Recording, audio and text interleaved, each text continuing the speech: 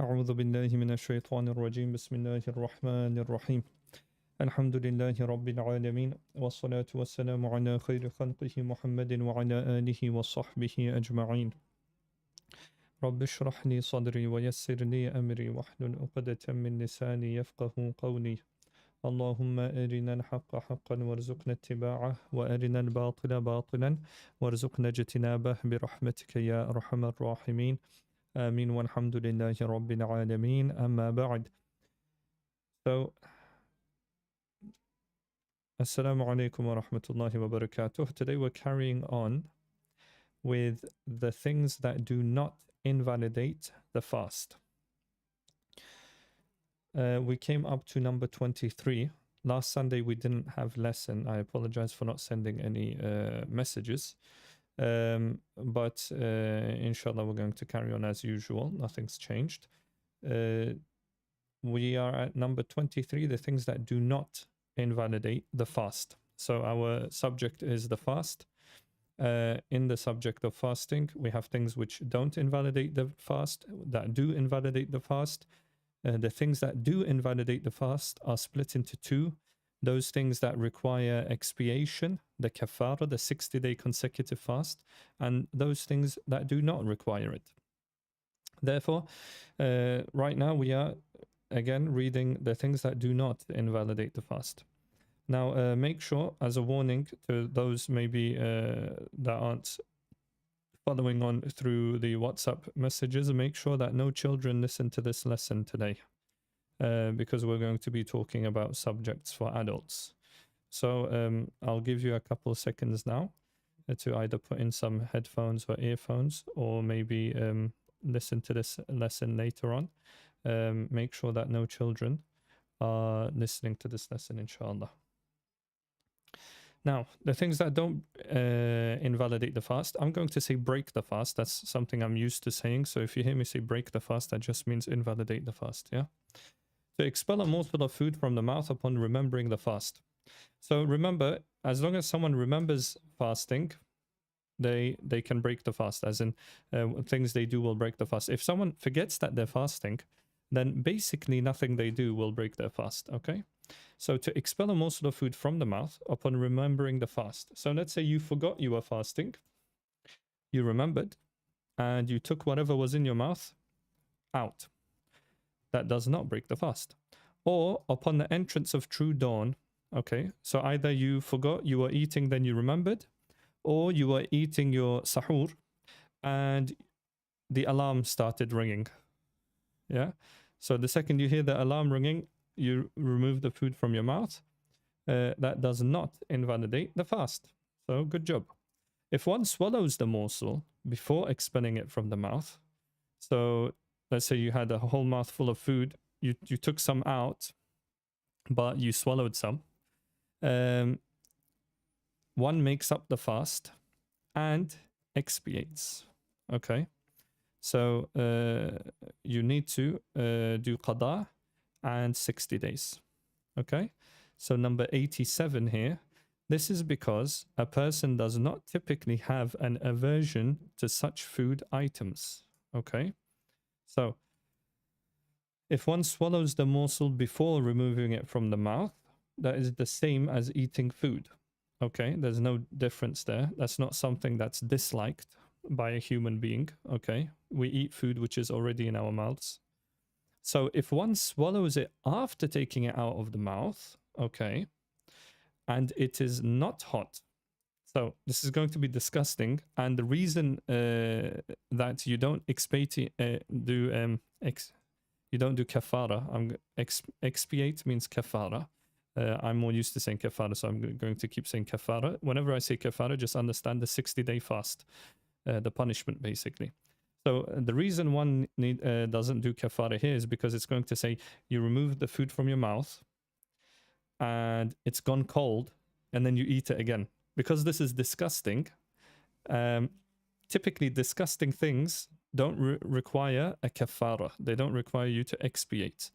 Reason being is the kafara is for something usually that you enjoy doing and it's a full experience, let's say. So because this is something disgusting, it's not proper eating food. It does break your fast, but it doesn't require kafara. So if one swallows it after taking it out of the mouth and it's not hot, it's gone cold, no expiation is due. Rather, one makes it up only. So qada. If one is from those who has an aversion to this, okay. So if you're someone that just does this and you're fine with it, it's something you do usually, then you will have to do kafara, because for you that's, you know, yummy, while for other people it's disgusting. If it is hot and he is from those who do not have an aversion to this, so if it just fell out your mouth and you put it back in, some people, that's fine with many people, then an expiation is also due. Why? Because this isn't something disgusting for you. So here it's very subjective to the person. So it's not about like what do most people dislike. No, it's about what you dislike. If this is something that is fine for you, then for you kafara is needed. So to perform sexual activity in other than the vagina or anus, and there is no orgasm, this does not break the fast. Okay, so there's no orgasm, but it's not from the front or the back. Okay, I'm not going to go into details. Just know that anywhere that's not from the front or the back, as long as there's no orgasm, it doesn't break the fast. That doesn't mean you're not, that doesn't mean you're not ruining the whole idea of fasting by doing it, because the whole point of fasting is to stay away from these things. Okay, if there is an orgasm, the fast is made up only. Okay, why? Because like we said, it's not the full experience. For example, if it's lesbian sexual activity between two females entailing vaginal contact, despite being unlawful, obviously this is haram completely, but because there's no, again, it's not the full experience, it doesn't require kafara. If there's an orgasm, you need to make it up. If there isn't an orgasm, then you don't, nothing happens to your fast, but that doesn't mean you're not going to go to hell. Similarly, masturbation with the hand or between the thighs, obviously between the thighs of a different person, invalidates the fast only when there is an orgasm. Again, so if there's no orgasm, so masturbation with the hand without an orgasm, or between the thighs, again without an orgasm, does not break the fast. Again, this doesn't mean it's allowed. Masturbation is unlawful. Okay, if it is for inciting or arousing sexual desire. Now, this book is going to say unless, but listen to me carefully after I read it from the book. Unless it is to calm excessive sexual desire that is preoccupying the heart, and its harm is feared. This is very important. By harm, we don't mean, it's causing me stress. No, by harm, it means that you are about to do zina. You are about to fornicate. So there is a great sin here. Therefore, in this instance, because you are about to commit a great sin, masturbation is not just allowed, is necessary for you. Why? Because you need to pick the lesser of two evils. So even though over here the sentence reads like it's allowed, like it's not a huge deal, it is a huge deal. It is a sin, unless it is to calm excessive. So the English here doesn't really do it justice. If you read the Arabic, it talks about ghalaba. It's gone over the top. You're basically not in control of yourself anymore, right? Preoccupying the heart, I mean, obviously if it's gone to that stage, it's preoccupying your heart, but the problem here is that there is a high likelihood, let's say, of you committing a major sin of fornication. So a person alone at home, okay, even if they become completely thingy, what is it? If they get aroused, complete sexual desire, they're still not allowed to masturbate. Why? Because they're alone at home. There's no fear of fornication. If it's at nighttime in bed, okay, there's no fear of fornication, so you're not allowed to masturbate. The only time this would be a harm is feared would be, for example, if there's a lady in the house or something, and you fear that you're going to commit a great sin. So only then would it be allowed. So please keep that in mind. Don't read the sentence. The English doesn't really do it justice. In the Arabic, it's explained in detail in the Radd al-Muhtar, how this act is a sinful act, and it should not be taken lightly at all.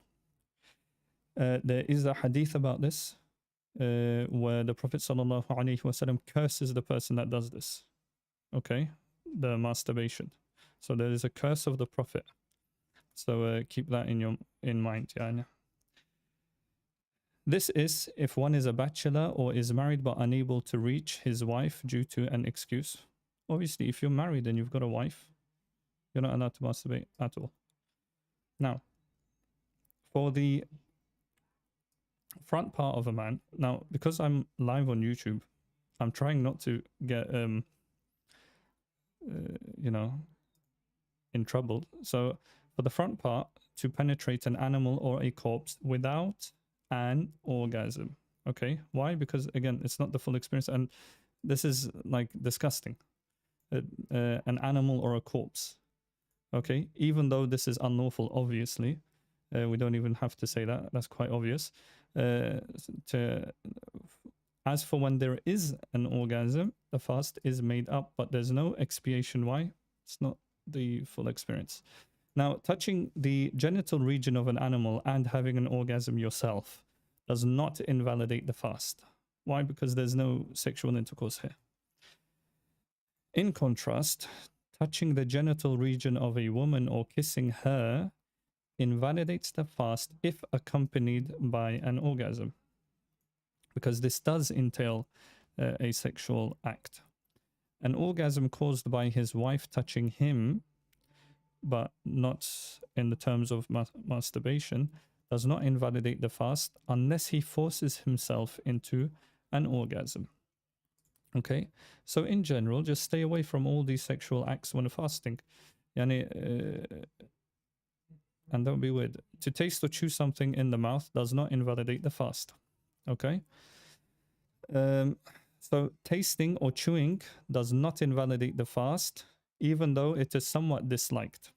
Okay, now what does that mean? Does that mean chewing gum? No. Chewing gum has a taste, and that taste will absolutely go down your throat. There's no way it doesn't. It completely mixes with your saliva. The taste of the chewing gum stays in your mouth long after you've chewed the chewing gum, especially nowadays with these extra spearmint tastes and whatnot. So absolutely you can't chew chewing gum. We're talking about, just like a piece of rubber or something. Or maybe you got your hands on some of the Arabic gum. It's like a little rock. It's like a little rock. It's rock hard, but once you chew it, it softens. It's got no taste. So if you were to chew that, that would be somewhat disliked. Unless one has an excuse, okay, for tasting the food, such as her husband is bad-tempered and she tastes the food because she's afraid of him getting abusive. And we're talking about usually physically abusive. But if she's like terrified of him, then she can taste the food and spit it out, because that doesn't break her fast anyways. It's not makruh. Similarly, one fears being cheated. Now, the same may be said, and I say maybe because I haven't researched this, but if you're a chef and your boss is going to fire you for making food bad during Ramadan, it's possible that you may be able to get a fatwa from a mufti about this situation. So it might not be makruh for you to taste the food, because this is similar to how a lady fears her husband. That is, if you get kicked out of a job, you're going to face a lot of problems. So for a chef, get in touch with the mufti and see if you can taste the food. Similarly, one fears being cheated by the seller and must buy the food, for example. So you're buying some food, but you fear that the person isn't trustworthy, so you need to taste the food. Okay? By tasting, we don't mean swallowing. We mean you put it in your mouth, you taste it, and then you spit it out. Or she cannot find someone who is not fasting due to a menstrual period or postnatal lockya and can chew the food for her child. So she needs to chew food for the child, but she can't find anybody else to chew for her, because women have their postnatal lockyas and, you know, their menstrual periods. So for women to find other women to help them out is a possibility. But if she can't find anybody to help her out, then she's allowed to chew the food for her new baby. And if she cannot find cooked food, so it's not just oh, let me give her this food that I need to chew and give to her. You have no other choice. So there's no banana that you can give the child, for example. Now, things that invalidate the fast and require a makeup fast. So everything we read until this part doesn't invalidate the fast. Okay. Obviously, there were some exemptions in there. Now, things that invalidate the fast and require a makeup fast. The following invalidate the fast, and it is mandatory to make up the fast, but an expiation is not mandatory. Now, it says mandatory here. Normally, the book was saying fard is obligatory, wajib is mandatory. But here, it's used the word mandatory, but the ruling is fard. Obviously, if you break your Ramadan fast, which is a fard fast, making it up is going to be fard. So I'm not sure why they chose the word mandatory here. It's fard. Okay, so to break the fast by, so these things, what do? They invalidate the fast and they require a qada. To break the fast by, water used for rinsing the mouth flowing into the throat in error. So pay attention here. Accidentally or in error doing something and forgetfully doing something are two different things. If you forget, your fast is not invalid. But if it's an accident, your fast is invalid. Okay, so so you are rinsing your mouth either for wudu or anything else. Okay, because you're allowed to rinse your mouth. Let's say you are rinsing your mouth and you accidentally swallowed water. It was an accident. Your fast is broken. Okay, drinking whilst asleep, your fast is broken. Having the pre-dawn meal or sexual intercourse thinking that true dawn has not entered, so you didn't realize that fast has started, your fast is broken. So these are all what? Accidents, yeah? Being coerced to break the fast, even if it is by sexual intercourse. This breaks the fast, but expiation is not due, so that's 4. Rather, the fast is made up only. So these 4 things, okay, the aforementioned applies when one remembers that one is fasting. So it's possible to forget and accidentally drink water. Okay, so let's say you accidentally drank water by rinsing your mouth and the water went down your throat. But in that moment, you had forgotten you were fasting. So even though it was an accident, because at that moment you didn't remember that you were fasting, we say that it's like drinking water by accident and it doesn't invalidate the fast. If one is compelled to do something that breaks the fast or does so whilst asleep, in error, or after having lost one's mind, the fast does become invalid. Okay? So these are not excuses to not make up the fast or to carry on fasting. Okay? So if someone forces you to, your fast does break. Now, that doesn't mean you're sinful for it. For none of you're not sinful for these things, but your fast is invalidated. Okay, so if one is compelled to do something that breaks the fast, or you break the fast while you're in sleep, or you break the fast by accident, or you've lost your mind, then you broke your fast does become invalid. In contrast, forgetfulness does not invalidate the fast. Forgetting doesn't invalidate the fast. Why? It's explained like this. forgetting something is something that happens a lot. Therefore, the ruling for it is easier for the people. People forget things all the time, right? But it's not every day that you've lost your mind, or you drank or ate while asleep, or an accident happened and you drank water. So these aren't normal cases. Therefore, the ruling for these are harsher. But forgetfulness happens a lot. Therefore, the ruling for this is easier. Now, as opposed to one who forgets to utter the basmala, okay, an animal slaughtered by the one who was asleep or slaughtered by an insane person is not eaten. But if one forgets to say basmala, then it is eaten. So if someone is a Muslim and they're going to slaughter an animal, they have the intention of saying basmala, but something happened and they forgot to say the basmala and they slaughtered the animal, that animal can be eaten because it's forgetfulness, right? However, if it was slaughtered by someone who was asleep, so he's a Muslim and everything, but he did it while he was asleep, right? Or he's a Muslim and but he lost his mind and he slaughtered the animal. Okay, these two people, you can't eat their meat. Now, something that is forced down one's throat. Again, what are we reading? Things which break your fast, but they do not require expiation. Okay, so if something is forced down your throat, okay, then your fast is broken, but there's no kafara. To eat, drink, or have sexual intercourse forgetfully, okay, to have a wet dream or an orgasm by looking at something, or, and let me switch PDFs here, one moment.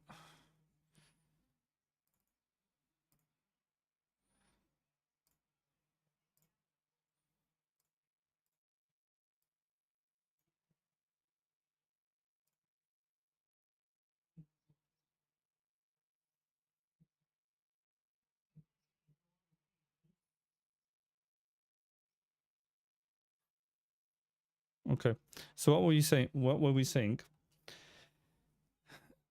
To eat, drink, or have sexual intercourse forgetfully, to have a wet dream or an orgasm by looking at something, or one is overcome by vomit, and after one of these instances, one thinks that the fast is broken, because remember we said these things, they don't break your fast. Forgetfully doesn't break your fast. But he thought that his fast was broken, so he deliberately broke the fast thereafter. So he thought his fast is broken, so he started eating and drinking. Okay, so what happens is he needs to do qada. His fast is broken because he's now eaten on purpose, but there's no kafara. Why? Because there's a doubtful matter here. Even if it is by sexual intercourse or eating, it doesn't matter. Okay? In this case, no expiation is due. However, if one knew that the fast is not broken, okay, so you ate forgetfully, and because you were paying attention in lesson, you knew, okay, my fast isn't broken, but you ate anyways. Okay, expiation is necessary, except in the scenario when one ate, okay, had sexual intercourse or drank forgetfully, okay, whereby there is no expiation regardless of whether one did or did not know that the fast is broken. So the scenario here is this, right? You ate forgetfully, okay, and during the eating process, you remembered your fasting, and you know that your fast isn't broken, but you carried on eating anyways, okay? You don't need to do kafara. There's no expiation. The reason here is it's very difficult to stop eating in that situation, from what I understand. So the general principle is that expiation becomes mandatory when there is absolute certainty about the fast being broken.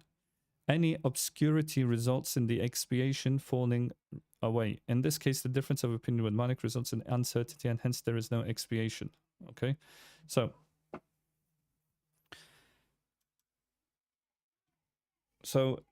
if it was by accident, right, and you ate, drank, or had sexual intercourse forgetfully, not by accident, forgetfully, and then you remembered, even though you know that your fast isn't broken, okay, even though you know your fast isn't broken, you carried on doing whatever you were doing, okay, there is no kafara.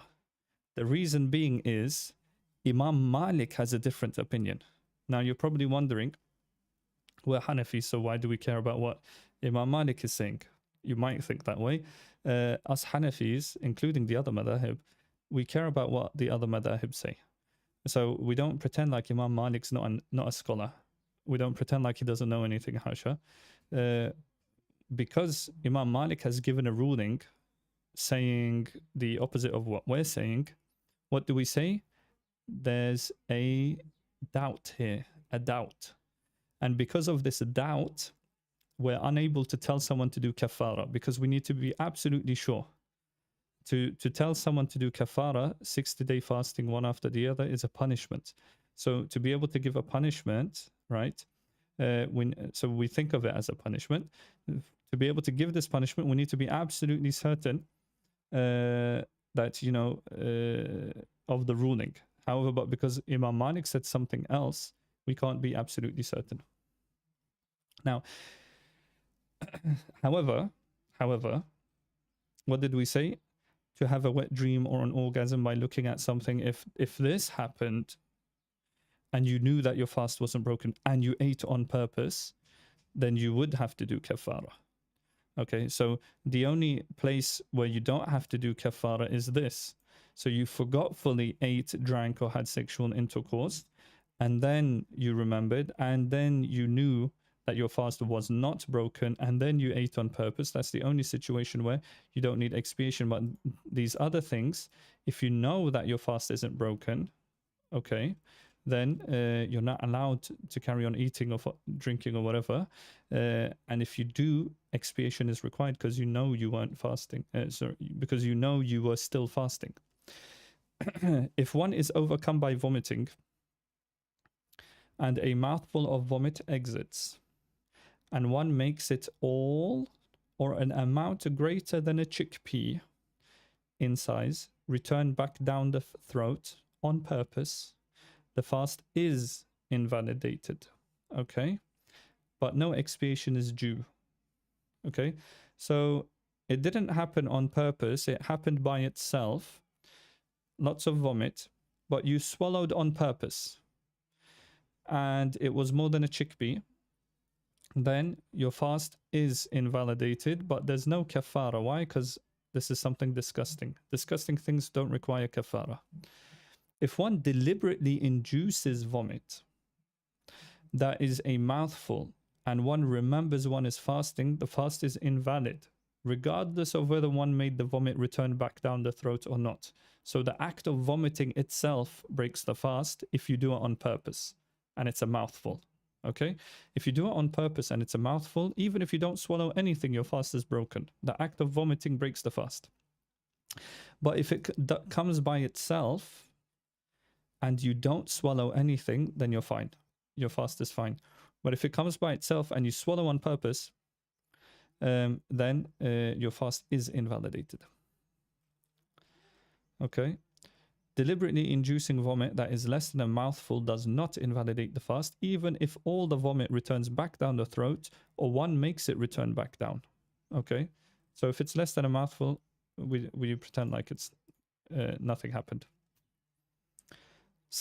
Suppositories, taking snuff up the nose. I don't know what this is. I think it might be some tobacco or something. Dripping oil in the ear, or applying medication to a deep stomach or head injury, and the substance of the medicine physically reaches the body cavity or brain.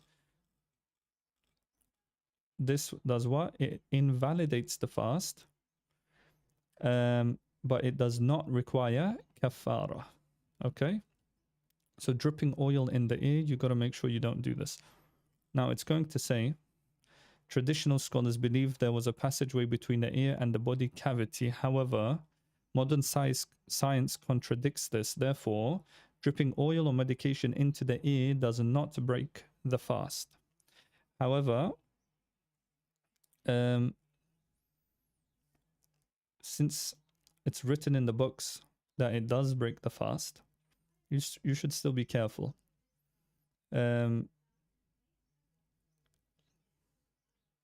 Because it's possible that one of the ulama, they knew this, but they gave the ruling anyways. So because we don't know what they knew or what they didn't know, it's hard to say that they thought that there was a cavity and whatnot, unless they wrote it in the books that that's what they thought. But you know, modern science does say that there's no way for it to get to the stomach, therefore it's fine. But again, we always do what? We always take the safest route, and we just don't avoid things in Ramadan. And you can, whatever you're going to do it at nighttime. If you're going to drip oil into your ear, do it at nighttime. No problem. That way you're safe. Absolutely safe according to everyone. Now, whilst remembering that one is fasting, to swallow a pebble or the like that is not edible by humans or is deemed aversive or dirty. Okay? So again, if it's not something you enjoy doing, it's not going to cause kafara, but it will break your fast. Obviously, swallowing a pebble is going to break your fast. In this case, it is mandatory to make up the fast, but not expiate. As for someone who does not have an aversion to that, which humans typically find aversive, and he does not deem it dirty, he must also expiate upon eating such a substance. Remember what we said, it's subjective.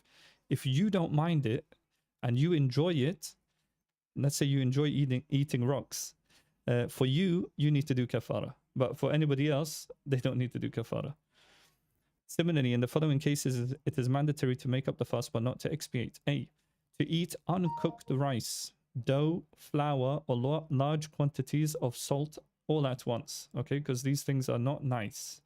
B, to eat earth, other than Armenian earth, because apparently that's eaten, when one is not accustomed to doing so. Okay, to eat paper, unripe quince, moist walnuts, iron or dust, and its like.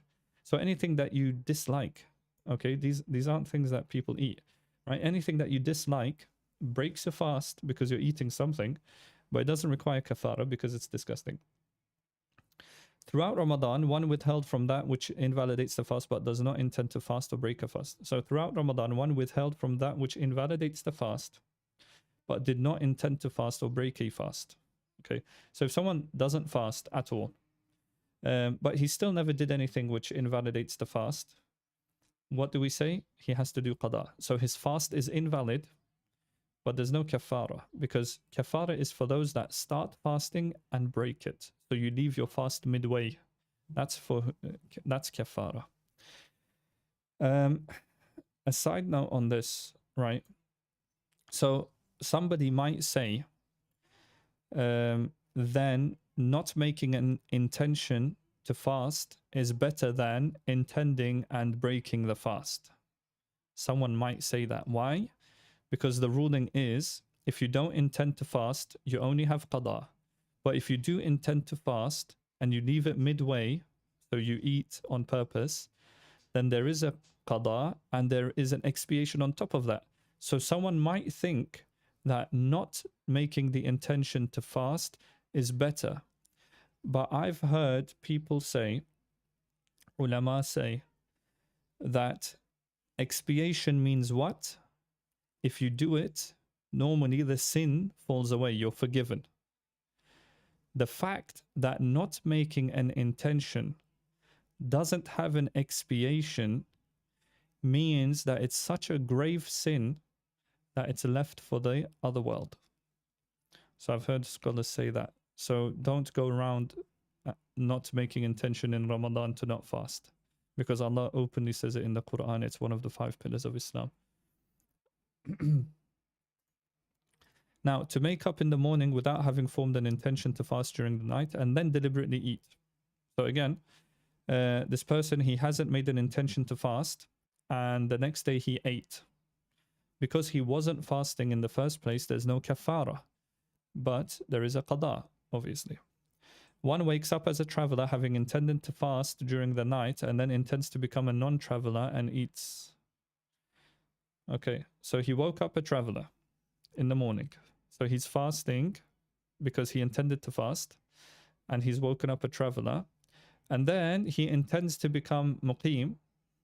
So he woke up a traveler, so he started his fast as a traveler, and then he became a muqim and broke his fast. So he broke his fast while he was fasting and a muqim. What do we say? Because there's doubt, his fast is broken. Obviously, he ate, but there's no kafara because there's doubt in the matter. The same applies if one becomes a traveler having woken up as a non-traveler and eats while traveling. So if one wakes up as a muqim and he's fasting, and then he starts traveling, and then he breaks his fast, there's no kafara, there's only qada. But it has been said that it's still sinful. Why? Because if you're not a traveler, when the sun rises, so you're a muqim, the day of that fast, the fast of that day becomes fard upon you, even if you start traveling afterwards. Unless the only time the sin would fall away is that you found it difficult to carry on fasting. So in times of difficulty, you have what? An excuse. Now, rain or snow, even if it is a drop, unintentionally enters the throat by itself and is swallowed accidentally. Okay, so remember, eating, drinking accidentally breaks the fast but doesn't require kafara. To make smoke enter one's throat, but one does not take pleasure or benefit from it. In this case, the fast is made up only. But if there is benefit or pleasure in it, so if it's tobacco basically, and one remembered one was fasting and it wasn't, it wasn't because of you forgot, one must make up the fast and expiate. Okay, so smokers, if they smoke, right, because there is a benefit and a pleasure in it, we call it, it's like the full experience. So therefore he has to do qada and kafara. If one becomes unconscious for the entire month of Ramadan, the missed fasts are made up except for the day one became unconscious. So if you faint during the day, that day falls away from you, but the other days you have to do qada for. Or the day following the night in which one became unconscious, if you faint during the night, the next day, obviously if you haven't woken up by then, the next day falls away from you, but you have to do qada of the days after, unless it is known that an intention was not made to fast this day. Okay.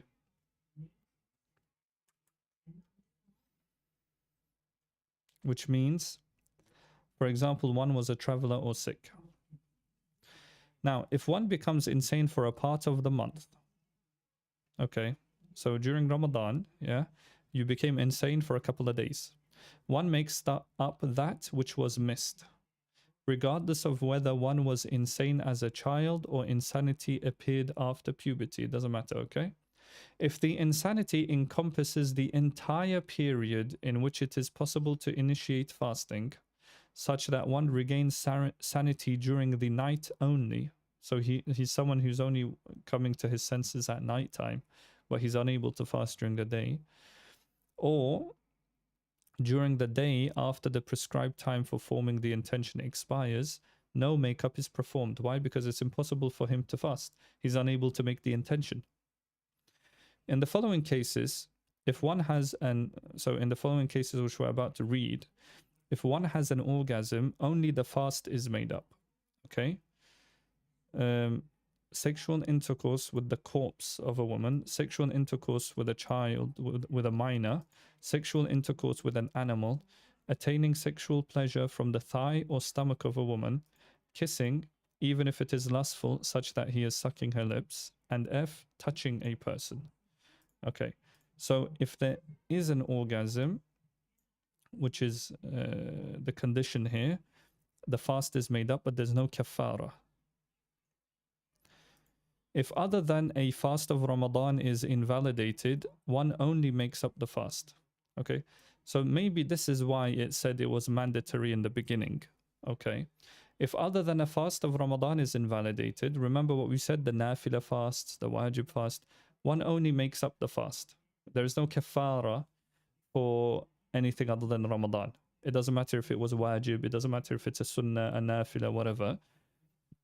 Only the fast of Ramadan has a kafara. If he has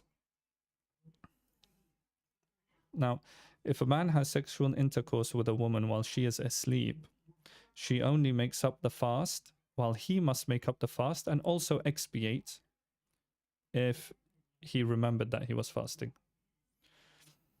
Okay? To have the pre-dawn meal or sexual intercourse and one is uncertain. Now pay attention here. This happens. Now, to have a pre-dawn meal, so we're talking about sahur or sexual intercourse. So basically you're eating, drinking, or having sexual intercourse, but you are uncertain if the time has entered or not. Okay? Whilst it has actually entered. So you later on learn that, oh, the time had actually entered. Similarly, so what happens there? Your fast is broken, but there's no kafara because there's a doubt.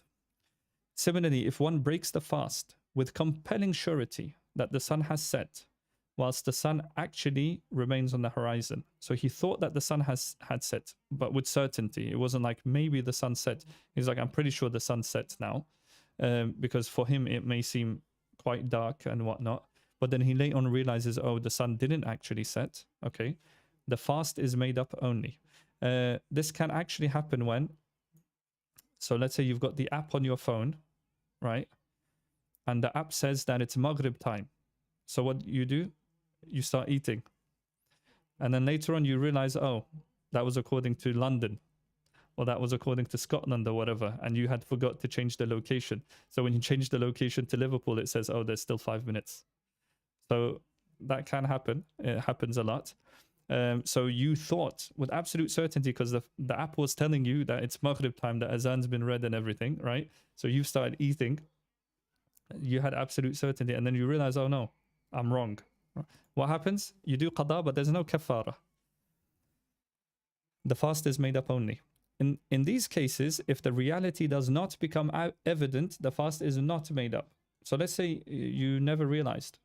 If you never realize, even if I told you to do qada, you're never going to be able to do qada because you never realized it in the first place. Right? Now, pay attention to this footnote. It's very good. It is sinful to neglect verifying the reality of a situation.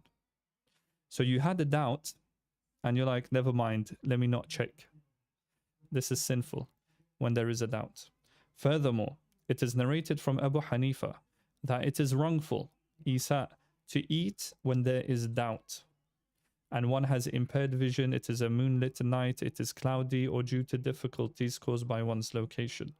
Okay, so if you're not sure for whatever reason, nowadays, of course, we have apps. However, imagine if you didn't have your app and you were just waiting for the sun to set, but it's cloudy, so you can't really see the sun. What do? You should wait a little bit more. This is because the Prophet ﷺ said, leave what causes you doubt for what does not. Just wait a couple more minutes. Tirmidhi said that this narration is sahih. Based upon this, in locations where the precise sunset time is difficult, due to weather conditions, one should break the fast a few minutes. Okay? Wifaqul ulama, I don't know what that is, recommends 5 minutes. Okay?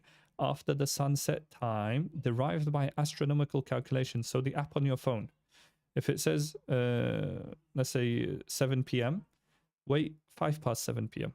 Okay? Refraction of light causes a discrepancy between the true derived by astronomical calculations and perceived sunset. So the sun may have actually set, but with our eyes, we can still see the sun because of refraction. Refraction is when light bounces off something and gets redirected. Right? So most prayer timetables incorporate this delay without explicitly stating so. So if you download different timetables on your phone, you'll realize that with Maghrib, there'll be a couple minutes difference sometimes. 3 minutes here, 2 minutes there, 1 minute there. The reason for this is most likely because that they're adding a couple minutes on to make sure that this refraction business doesn't cause anyone to miss their salah or pray early. So that's why when you're going off calculated time, a timetable of a mosque or an app on the phone, I highly recommend you to never pray exactly on the minute. Okay? Don't leave it to the last minute, and neither pray exactly on the minute. Why? Because of things like this. They just add 5 minutes here, 3 minutes there, 2 minutes there. Okay? Just wait 5 minutes every time. If your phone says that it's Maghrib time, just wait another 5 minutes. Obviously, if you're in a mosque and they get up and they read the adhan and everything, then you follow the mosque. There's no reason to not follow the mosque.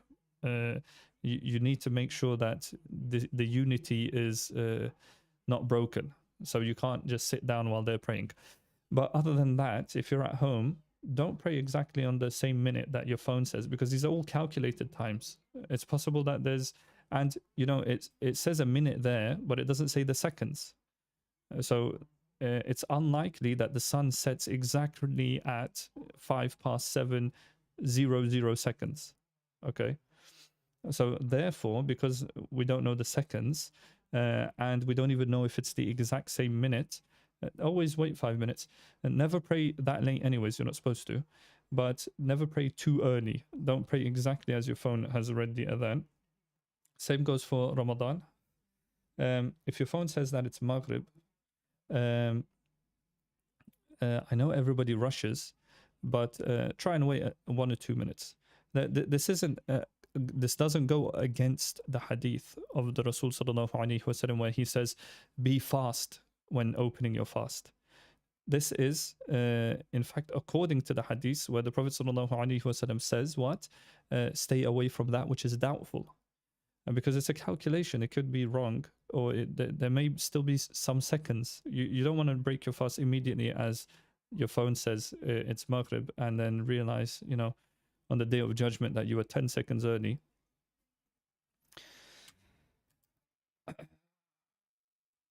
Now,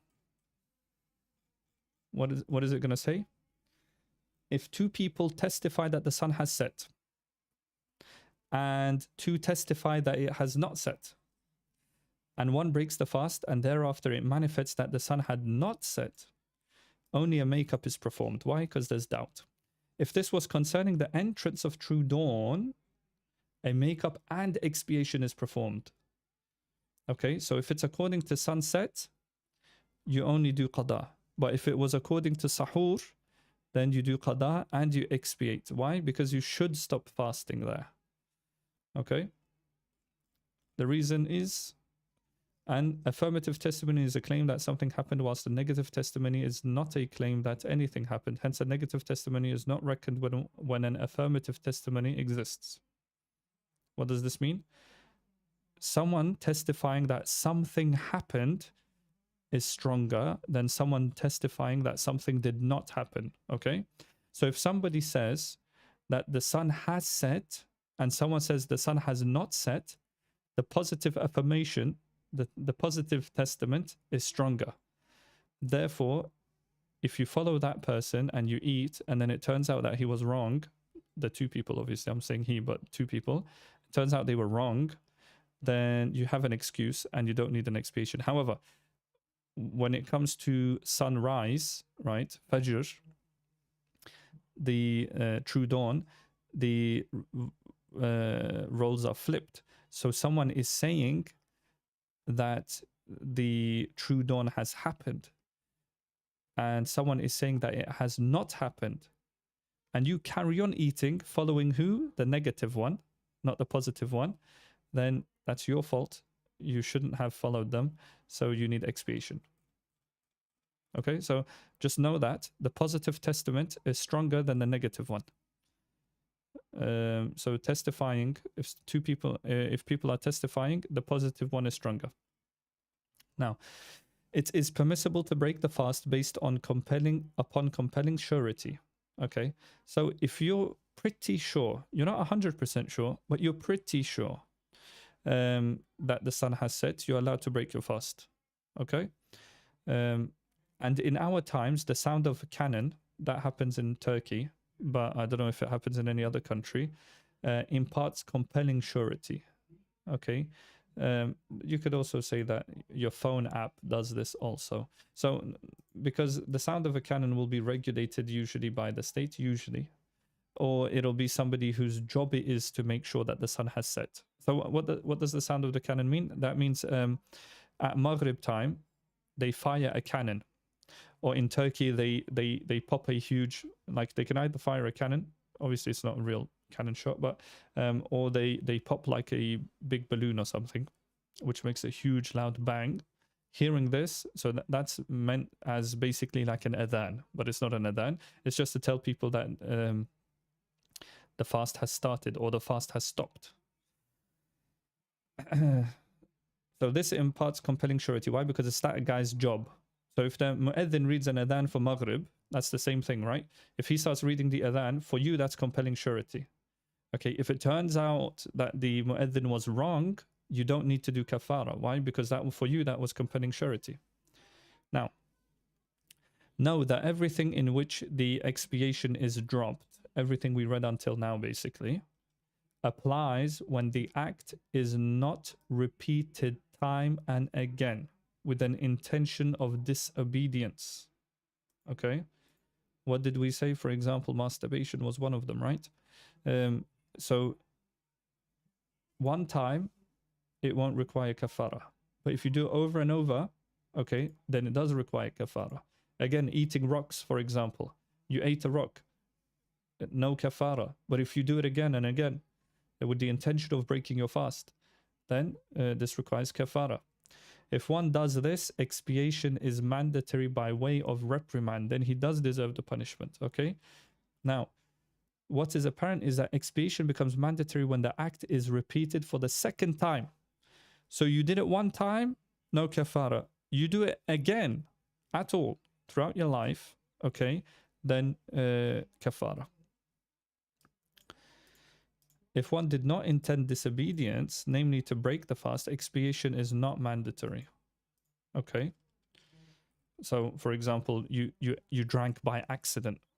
Obviously, if you drink by accident again, that's not your fault, right? So we're not going to say kafara, punishment, but like we said with other things, kafara.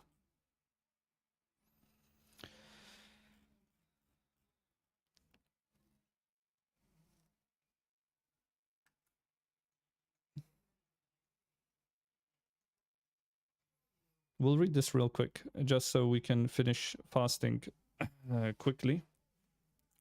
So instances when it is mandatory to refrain from eating. So when you should stop eating, okay? It is mandatory for the one whose fast has become invalid to refrain from eating for the rest of the day. It's wajib upon you, even if your fast has been broken, to not eat. A traveler who has eaten during that day arrives home, has to stop eating. An insane person regains sanity in part of the day after eating or after the prescribed time for forming the intention has expired, so during the day. 3, to have the pre-dawn meal whilst one is uncertain if true dawn has entered. So being uncertain makes it wajib upon you to stop eating, yeah? The one who invalidated the fast in error, deliberately or was coerced into doing so, cannot carry on eating, has to stop. The one who invalidated a fast on the day of doubt and then it transpired that it is Ramadan. Okay, you're not allowed to eat. You're not allowed to eat during Ramadan, whether you're fasting or not. Okay, except if you're menstruating or in postnatal lochia. Okay, because for you it's haram to fast, so you must eat. Right. A woman's period of menstruation or postnatal lochia ends after true dawn enters. So once that's ended, you need to stop eating. Okay, but until it ends, you need to eat now and then. Just a couple of things. A child who became an adult and an unbeliever who enters Islam after true dawn has entered. Okay, even if they're not fasting, right? Because it's after true dawn, they were unable to make the intention. They still need to not eat anything because it's Ramadan. If a child becomes an adult before the middle point of the day, remember we said you have until the middle point of the day to make an intention for Ramadan and then forms an intention to fast. The fast is what? Nafila. Okay? As for the unbeliever who enters Islam, even if he forms an intention during the prescribed time for forming an intention, the fast is not valid at all. Okay? That is, it is not deemed an obligatory or nafila fast. If a traveler, insane or sick person, okay, traveler, insane or sick person, so it's not fard for them to fast, forms an intention before the middle point of the day, it is valid as an obligatory fast. So it is Ramadan, yeah? If the menstrual or postnatal lockyer period ends and she forms an intention before the middle point of the day, the fast is not valid at all. Okay, so who doesn't have until the middle of the day? Women who are on their periods or postnatal lockyer, nifas, or a non-believer who became a Muslim. They don't have until the middle of the day. They need to, what? Make intention at night time. Okay. All the aforementioned people must make up the fast, except the child and the unbeliever. What did we say? The unbeliever, he was not fasting anyways. The child, his fast was nafila. So he doesn't need to make up qada for Ramadan.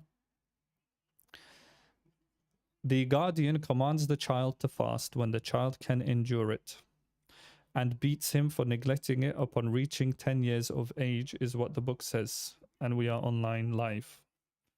Like the prayer, the beating is with the hand, not a wooden stick, and it should not exceed 3 strikes. If the child's fast is invalidated, it is not made up as it entails undue difficulty.